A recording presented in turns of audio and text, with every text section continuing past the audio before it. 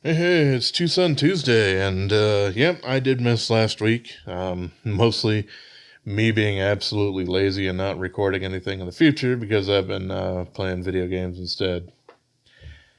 Well, I'm 40 years old and irresponsible, so what are you gonna do? But the only thing I can do about it is apologize and just move on. So today I have the TS348-C, but I haven't really seen it without the titanium anodization there, which is a gradient from bronze down to the dark blue, just kind of like the Orca V2 is done. And I have kind of referred to this thing as banana sandwiches in the past. This is I think how you pronounce it is a pickle or Pikal, P apostrophe Kal.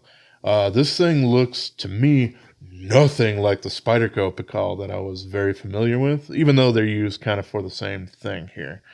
This has a flipper tab on it, and it also has a front flipper that, as long as you give it inertia, ends up working out all right. And the reason I called it banana sandwiches, if you're not familiar with it, is kerchunk. There we go. It's in the locked position here with the blade way up, basically almost at like a 270 degree. Well, if you consider that to be 180 from closed, then yeah, 270 or something like that. And this thing, the Pikals are a martial arts or self defense kind of weapon things for the most part. This one, I actually have a couple of different use cases for it that might not end up using it in that particular way. But you can see that very comfortable in that position, but very, very comfortable in a kind of a reverse or pairing grip there, which to me seems fairly useful if you are doing something like botany or something like that. If you need to cut a whole bunch of things at once, obviously the recurve blade on there will end up gathering all that in, and you can cut that off and get a lot of power with it. So I suppose you could use that as like a florist's knife. I think it might be a little bit large, but I don't know. Maybe you're an ostentatious um, florist, or I don't know. I'll throw around the word butch in case someone who's masculine, whether or not they're a dude or not, wants to act that way. Then I think that's basically what that word is acceptably used for these days. So there we go. But yeah, we also have the reverse or the front flipper on there. It is not one that's super easy to do and get it all the way out there, unless you give it just a little bit of beans on the way out there, which might feel a little bit like you're trying to flick out like a gas station special knife and trying to act all cool and yeah. But this thing is basically designed for that. We have an internal blade stop pin on this guy, and if I remember right, it's quite significant because it's designed for a lot of that sort of stuff here. But we have a little bit of a cutout here for kind of that cushiony thing if you're using the flipper tab for it. This is a fully titanium milled pocket clip. It gets quite wide and fairly thin.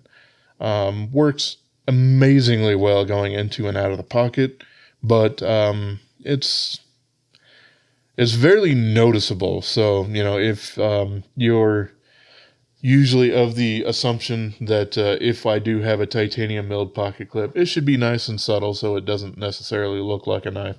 This looks like you got a knife on you. So, there is that. But also, I suppose, if you are using this in the way that they are designed to be used, you might have a little bit of that extra swagger of like, I wish a okay, I shouldn't say that. I wish somebody would.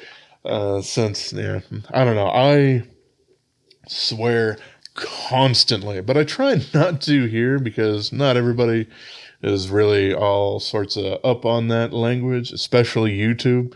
So there you go. Every so often, I do need to catch myself, so apologize for that. I didn't quite say the whole thing there, so I do feel good with that. But yes, this is a very, very large knife. It is in D2 steel. As you saw from the title of it, if you actually read the whole thing, this is a Josh Woytko design. He's also done the pocket tank, which is the TS 50 something. Let's see if I can find it. Talk amongst yourselves. There we are. So yeah, he's done the pocket tank here. This is the Micarta liner lock version. They also did a full titanium frame lock version of it, and then this kind of Chinese cleaver guy. I don't think this one in particular had a name to it. This one was one of the last produced knives that used that really micarta, which is sad because this one came out before and used much better micarta. I don't know. It's just kind of the way things went. But yeah, Josh Woytko's done a few designs for TwoSun. He's around, but doesn't really seem to be super vocal in a lot of knife communities. Well, that's all right. Some people like to keep to themselves. This guy here has a nice red micarta kind of inlay going on, only on the show side there. It is their much newer, nicer canvas micarta, and this one has a fairly nice polish to it, so it's just kind of an accent piece there. Backspacer that does a decent enough job of kind of following that same anodization. It's not absolutely immaculate, but they do a pretty good job of at least it was done in the same method rather than it just being full blue or just, sandblasted or something like that.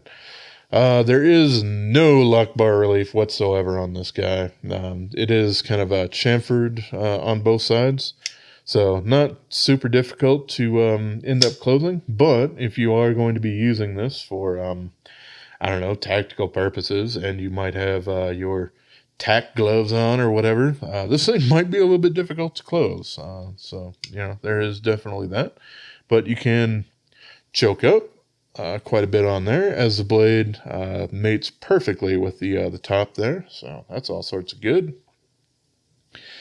This thing does have quite a bit of a radius to that curve there.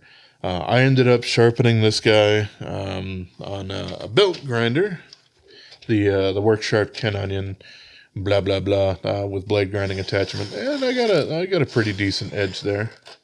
Maybe not the absolute most refined, but this thing is still quite nice. I could probably strap this up to help it out quite a bit. But still, very, very aggressive tip, unless you, of course, mess that up or something. But yeah, I really do like this thing, at least to play around with and look at. I haven't really carried it much. I've had it kind of in a pocket, and it's huge in the pocket. There we go. And we're not talking in the pocket as a football reference. It's not that season yet, so yeah. Alrighty. So, how much do we get here from front to back?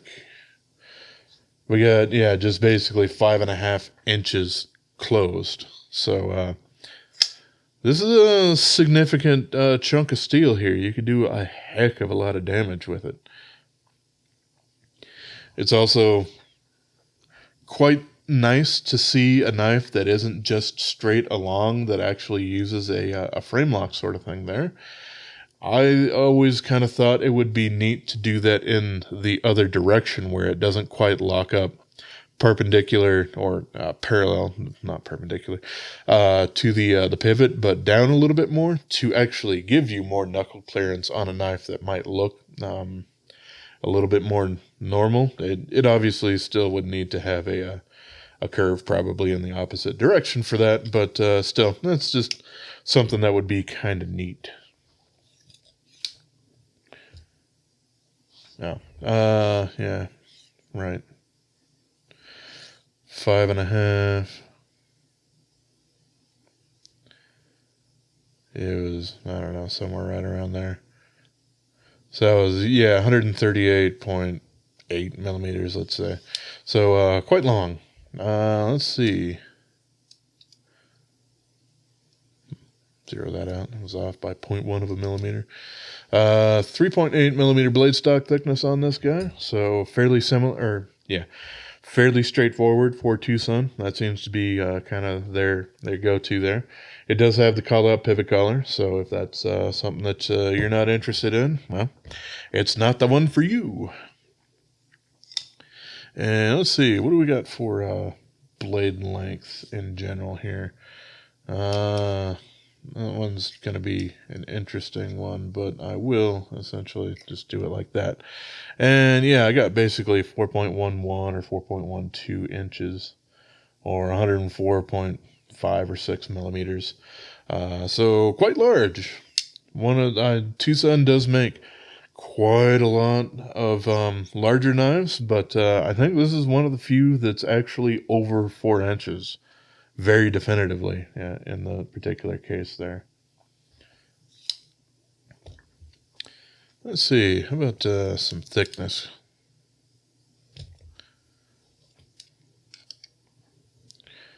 .58. Close enough for me to change over to metric. 14.7 millimeters.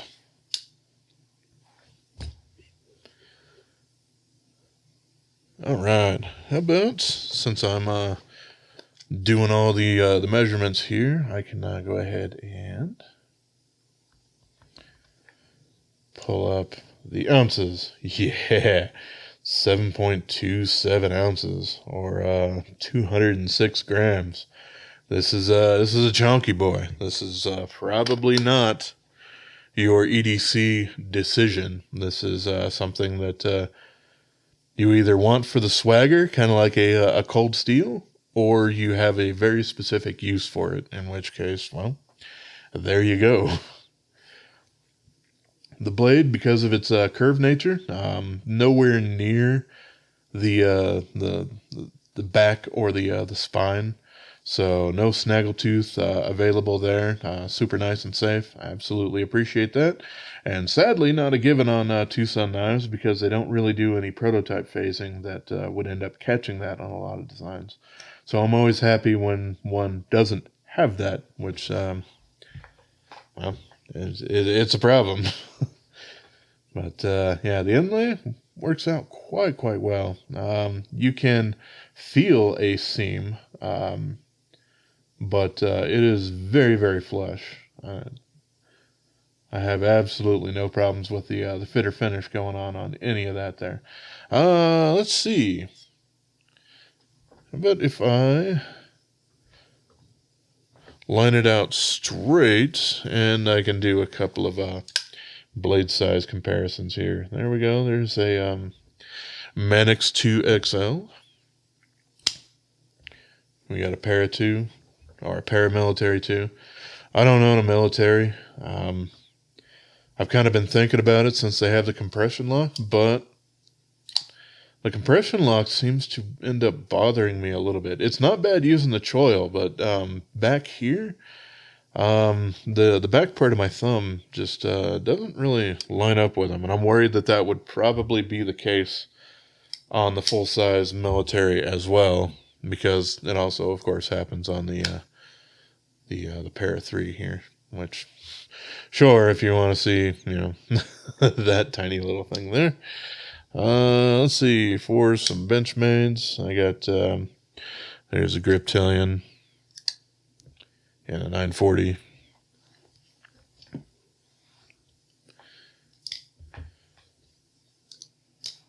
Let's see, and sure, that one's probably also kind of useful. There's the Rat 1, and, well, there's the Bug Out. All right, that was just the last of the Benchmades that I had around that a lot of people end up carrying. So there we go.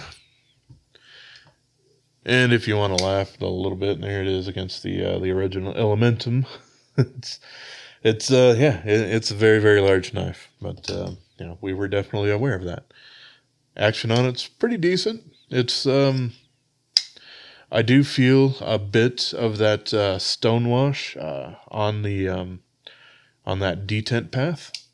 The blade's still fairly heavy, so very easy to flick close, but it's not going to be quite a drop shut thing until you break it in a little bit and allow that ceramic ball to really work in there on it. Or you can do a polished job on it, which always makes it look really weird and funky when you actually open it up. Speaking of, though, that's what we're going to do now, since, well, we're basically at the end of everything else that I can really think of here. I don't think I need to take the pocket clip off on this one in particular. Most TwoSuns you kind of do, but this one looks like it's mounted directly onto just the titanium scale instead.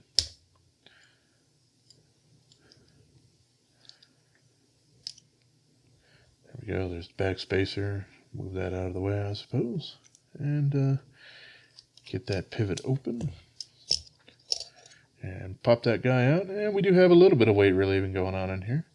This is kind of what I was talking about, where we have a thicker than normal stop pin there that is internal. We also have multi-row bearings on this thing. Great because, well, the I guess ricasso area on this guy is large enough that it can accommodate it, so why the heck not? We have just a little tiny bit of a detent ramp in there, not super long or exaggerated or any of that.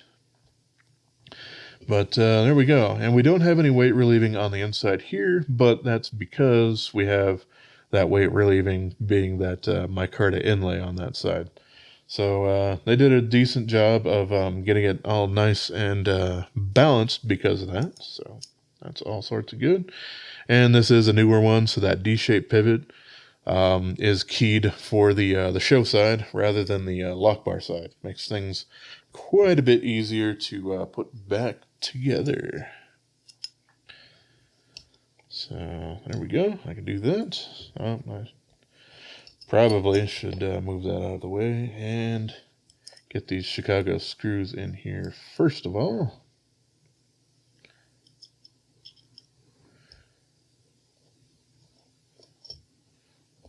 There we go, because then I can, with a little bit of sound reasoning, actually figure out how that backspacer ends up working. Alrighty, and toss that guy in there. I already got KPL lubricant going on here. Just like the rest of their multi-row bearings there, they don't have a bearing race on the inside. They're just fully polished. Doesn't really matter all that much, but it is a difference between that and kind of the bearing races that they use for their standard single rows there. I shouldn't have picked them up yet. I still need to slap these guys on there. I'm always excited to get a knife nice and closed up so I don't have the blade out there, but that's not a good thing. So in the meantime, hope you enjoy a little bit of a wrist cam action as I screw this guy back together. But yeah, there we go. And we're back together. No problems whatsoever there. No blade play. Up, down, left, right. Hither and thither, to and fro. Nope, it's all good and solid. So there we go. This thing really does feel reliable, definitely. I mean, there's an enormous amount of titanium going on here. The blade is D2, so impact-wise, if you were to, I don't know, smack it against something, if you know, missed your mark or something like that in a tense situation, not going to be anywhere near as tough as like a 14C28N or something like that, or most of the other powder metallurgy steels. So if it really cracked against that, you could potentially break off part of the blade or something like that.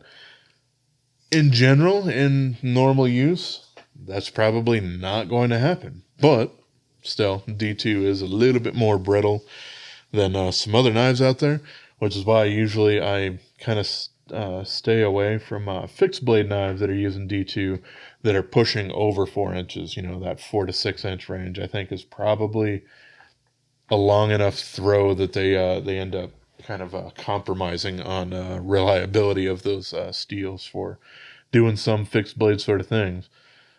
You generally probably don't want to do any batoning, trying to tap or hammer a knife through a I don't know, wood or whatever else that you might be trying to do that through. Whereas you can do that on a little bit more carbon steels and or 3V and I guess maybe to a lesser extent 14C 28N, but it still ends up working out quite a bit better than D2 does. But I don't know. Y'all are probably certainly aware of that because D2 is virtually everywhere in the market, and in price ranges from I don't know, $17 up to well, probably 250 or something like that for some of the Andrew Demko designs or something like that. Even though they've made quite a few different versions of some of those knives, some of them are in AUS 10 and then D2 and then S35 VN and then Magna Cut, and you know, it's just kind of the progression of it.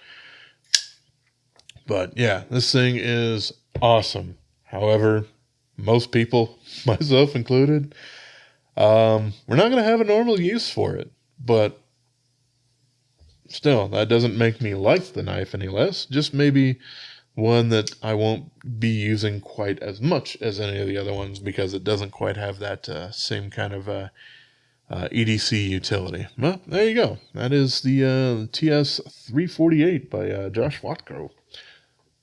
I hope I'm pronouncing that name right. But if not, I apologize. I'm definitely open, especially from him since he had commented on my review of the pocket tank many years ago. If I am pronouncing it wrong, please correct me. I would rather pronounce somebody's name correctly rather than ignorantly not do that. And I couldn't really find a whole lot of stuff online to attempt to try to pronounce that thing correctly there. But alrighty, yep, as always, I appreciate y'all for watching and have yourself a wonderful rest of your day, yo. And subscribe if you're still